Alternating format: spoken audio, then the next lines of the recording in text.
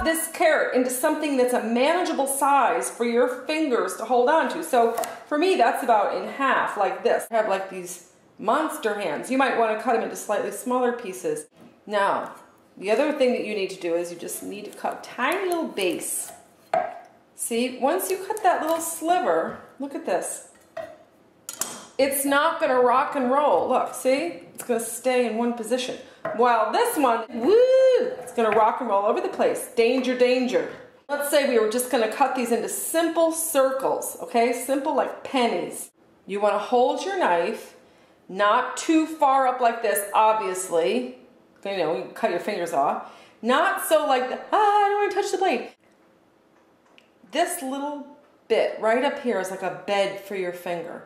So you just rest this part of your finger from the knuckle to the tip right on that little bed. And get yourself, if your knife doesn't have that, get yourself a knife that has it. You know, just a really good quality chef's knife. It's excellent.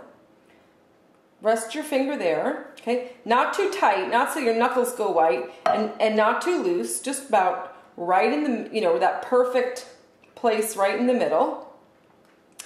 And then you're just going to do a simple rocking motion so that only your elbow goes like this. Forget the carrot for a moment. Just rest your, you know, finger, your middle finger of your other hand, your opposite hand on the knife, and give it a little rocking motion. Now this is going to dull your knife right away, but it's worth it just to get that down away from you, up to come back. Down away from you, up to come back. And with this hand, okay, the opposite hand that's holding the knife, you hold it like this. So that it's going to creep back, your thumb way behind. You don't want to cut that little tip off. It'll grow back, but you know, don't test it.